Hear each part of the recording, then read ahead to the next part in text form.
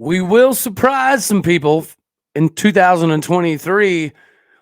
What also is a surprise is that Mike Gundy has a little bit of a beard game going. It's not quite there yet, but give him some time. Give him some time. That beard will come around. But will the rest of the team?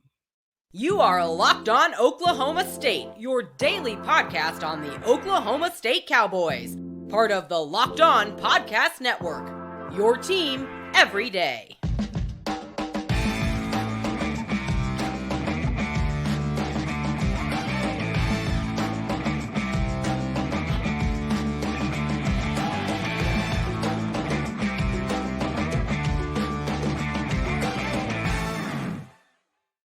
Howdy, y'all, and hello, all. Welcome back to Locked On Oklahoma State, your daily stop for all things Cowboy and Cowgirl related. My name is Cody Stovall. I want to thank you kindly for stopping by to make this your first listen here on Locked On Oklahoma State. We are available on all of your podcasting platforms as well as visually on YouTube. You can find me on Twitter at AllDayOState. And I do recommend that.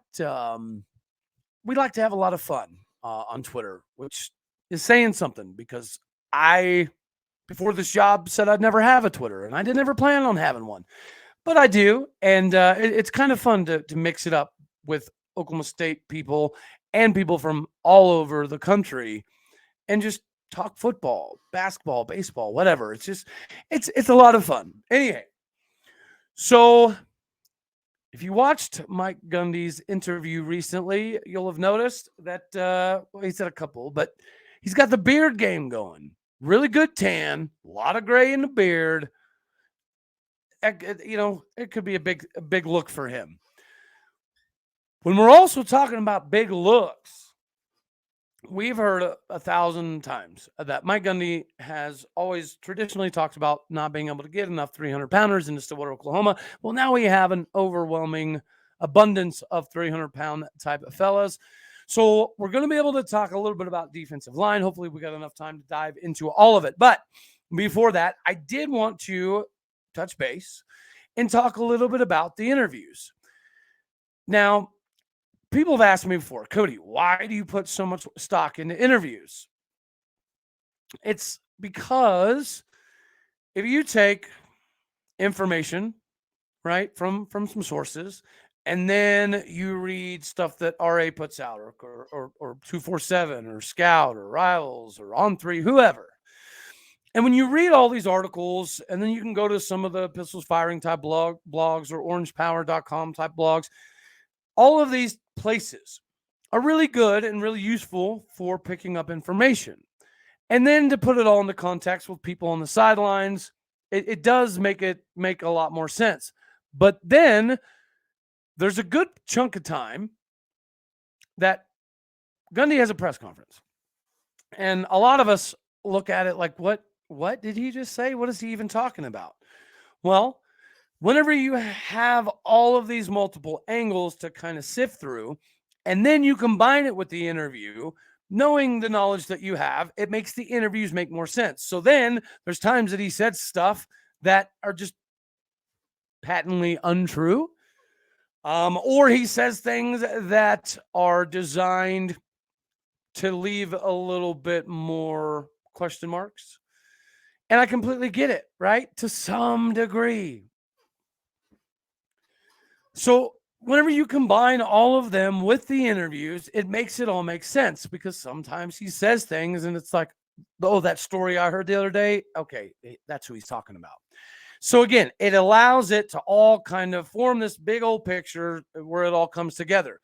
Is it a complete necessity? No, because we all know that sometimes Gundy isn't necessarily the fondest of the media.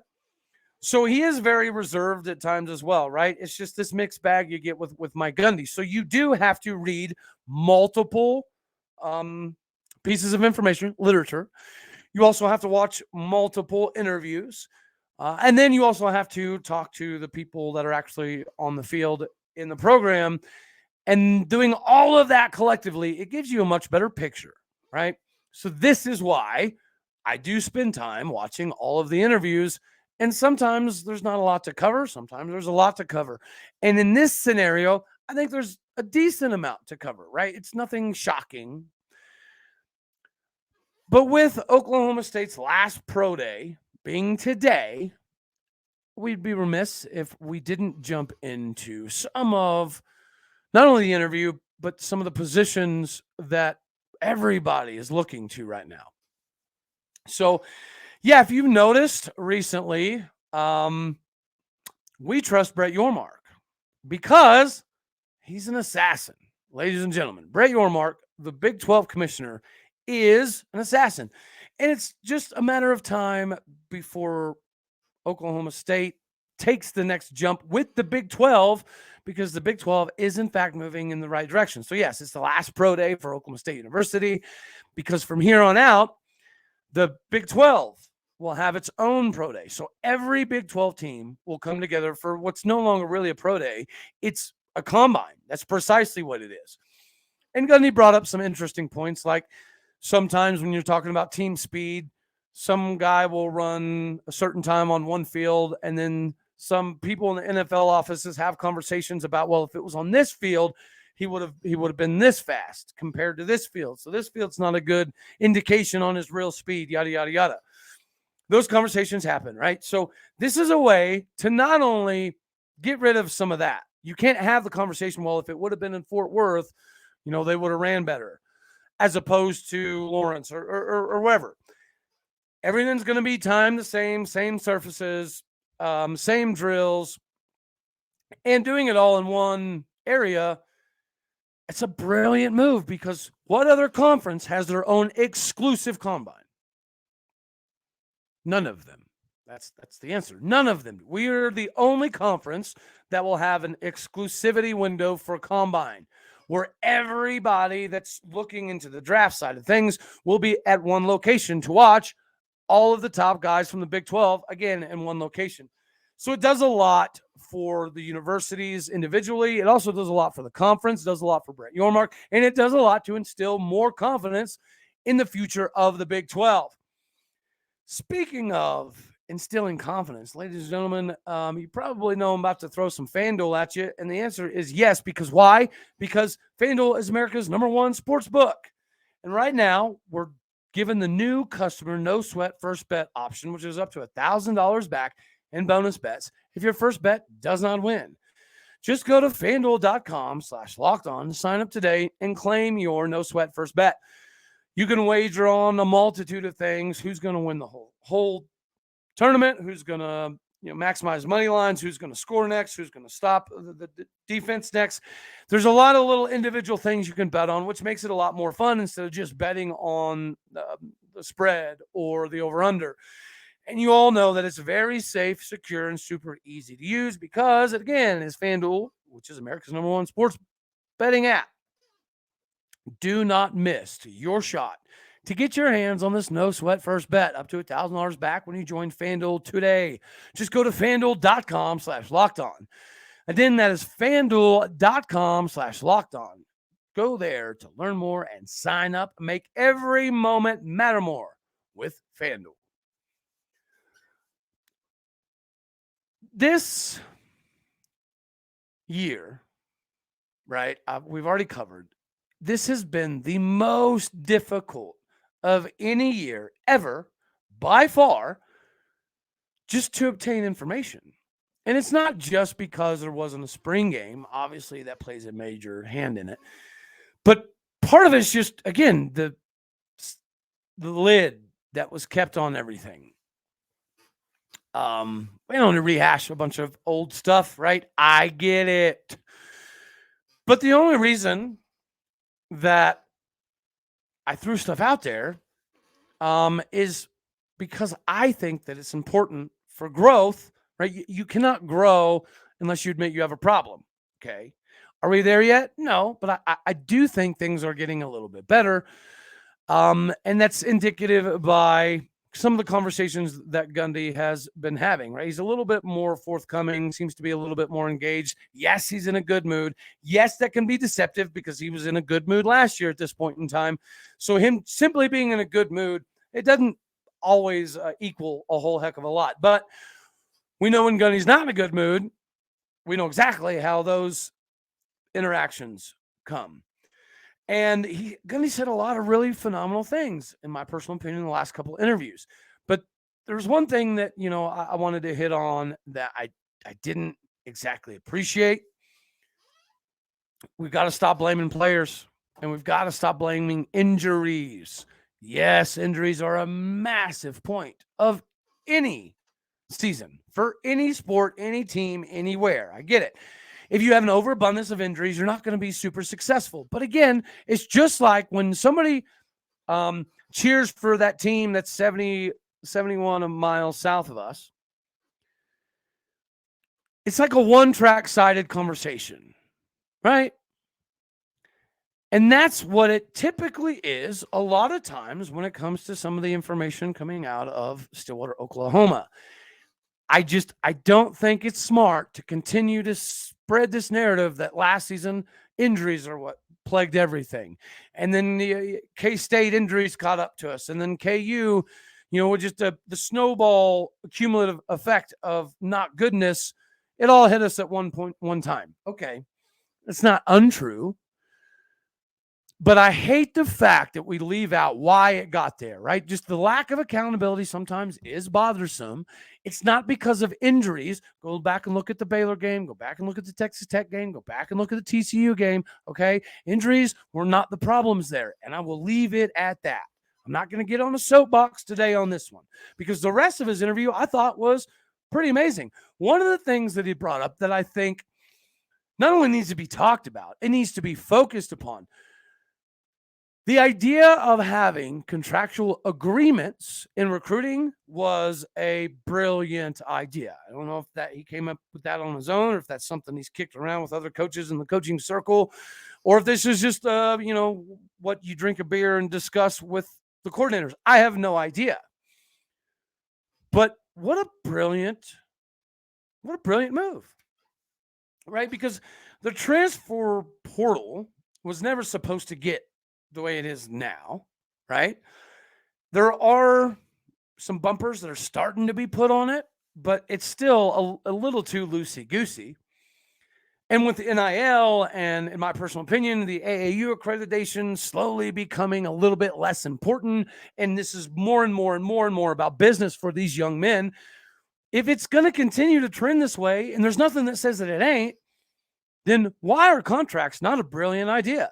If you want to come to Oklahoma State University, let's say you're a 5-star, okay? Yes, we can hope and we can dream, but let's say you're a 5-star, okay? And you think that you really only need to play 1 year, and then you can go to the NFL. And maybe that's a agreement that they work out as well. Okay, let's say that that's the case. You come to O State, you want to play for your year because you're pretty sure you're going to be pro-bound afterwards. Something happens, right? Whether you don't get the playing time, you break a bone, yada, yada, it doesn't matter. But you feel like you have unfinished business. You are eligible for another year's worth of contract. But because you only signed a 1 year, the coaches can then turn it around and be like, guys, I don't know if renewing another year is best for either party, okay? But you're going to have some people that want to come for 4 years. Like, I think that if we're talking about options, Gundy's on something here. That should be an option. And then one of the reporters did ask, well, why can't you just kind of focus on the one free move rule that was in effect for such a long time, which I think is a decent idea. But the problem with it, and Gundy shed some light on it, is it doesn't really work, right? Because let's say you come into Oklahoma State University and the only places you cannot go are within the Big 12. And then the season ends and you want to leave and you want to go to a Big 12 school. Well, Gundy naturally is going to be like, no, bro, you signed the contract. You know you can't do that.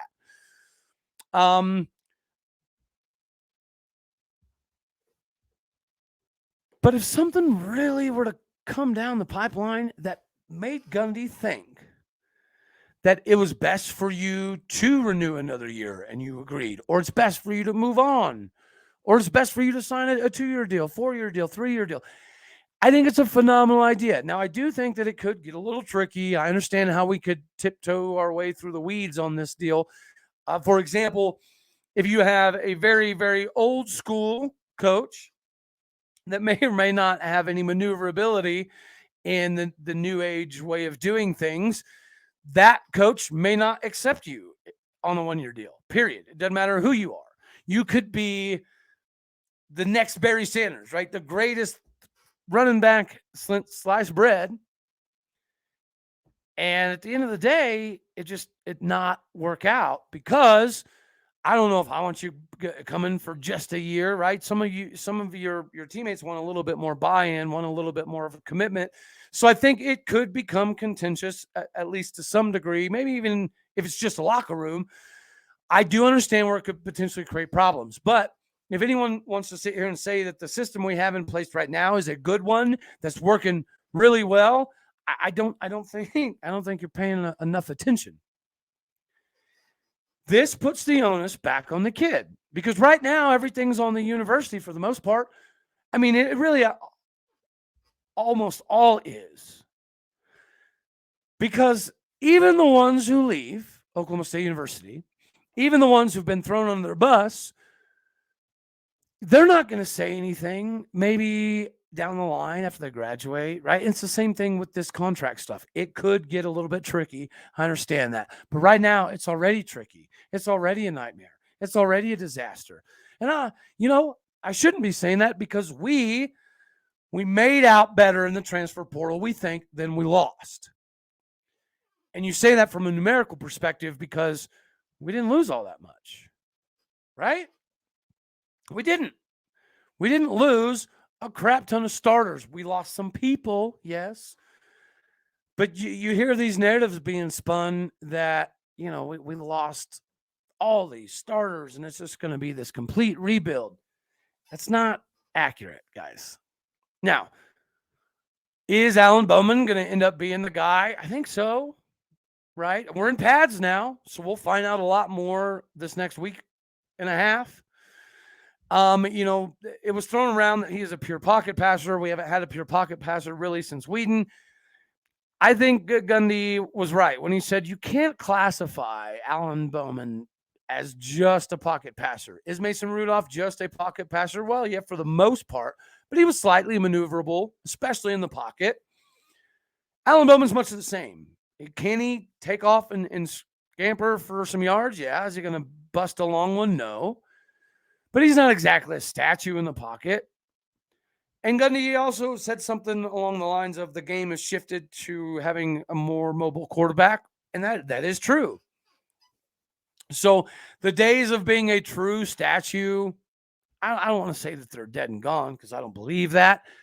But it's much more advantageous for your offense if your quarterback can be an additional running game. Like, I completely get it. But how quick some of these transfers have come in and they're already being designated as leaders, I don't think you're going to have a lot of issues there, right? I really don't. And I do think that contractual agreement thing, it's a really good idea.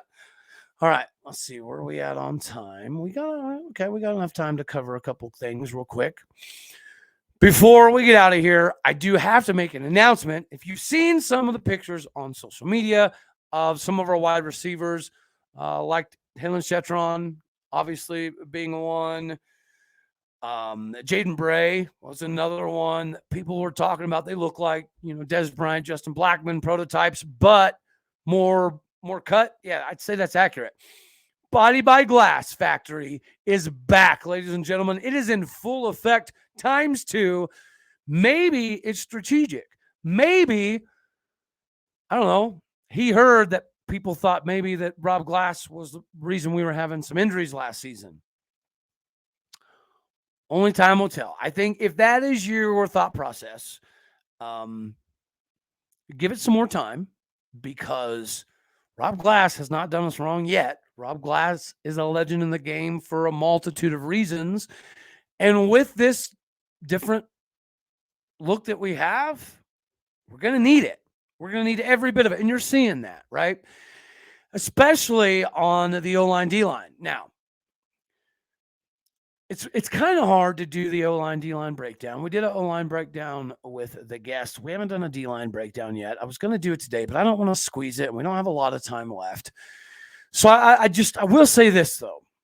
We're going to be fine at the defensive line spot, because whether you're running an odd front or an even front, and we've been working on a lot of odd front, a lot of 3-down stuff, right? And in doing a lot of the 3-down stuff, it's given us the flexibility to move Colin Oliver back to his natural linebacker type of position. But now we've been rotating in a little bit more of your traditional even looks, right? Your 4-man fronts. Sometimes we'll have the stand-ups on the outside. Sometimes we're all in a 3-point position. Sometimes we're going to ask the guys in the middle to eat up a lot of space. And yes, we brought in Justin Kirkland, the transfer from Utah Tech. Yes, he's 350 pounds, 345 pounds. And that's the role that he's brought in to do. But we're also forgetting that somebody like Colin Clay can play a little bit of inside outside. He's a better fit inside. Aiden Kelly, he's almost around the 300-pound mark. We know that he can be a true body on the inside as well. And then from the outside perspective, everybody knows about Justin Goodlow coming in, the transfer from Tulsa, a 4-star, big deal. Comes in with his buddy, Justin Wright, who's going to be very good at linebacker. We covered linebacker the other day. We didn't talk a lot about Justin Wright and Kendall Daniels, but I'm being told, don't stress. They are animals, and they're going to be just fine. So, especially now that pads are in play. Guys, we tend to forget that no matter how good you look in the spring, because we've had guys look really, really good in the spring, and then you wonder why it never, translated to the rest of the season. Well, it's because the nut cutting time has arrived, okay? The daily grind is officially upon us. So the cuts, the scrapes, the bruises, sore knees, sore ankles, sore wrists, sore hands, sore shoulders, it's all going to be prevalent in everybody. So then it comes down to, are you hurt or are you injured? Because there is a massive distinction between the two, and it's hard to make that distinction, especially when you're young. Because when you're young and you're so used to being the guy or one of the guys, you think that you're just going to cruise through. So when you start taking a beating, it's little stuff, right? You cheat on little stuff. From a wide receiver perspective, you cheat the route a little bit. You don't run the backside quite as smooth because maybe you're the 4th option. There's little ways at each position to steal little extra moments of breath, and sometimes you take it too far.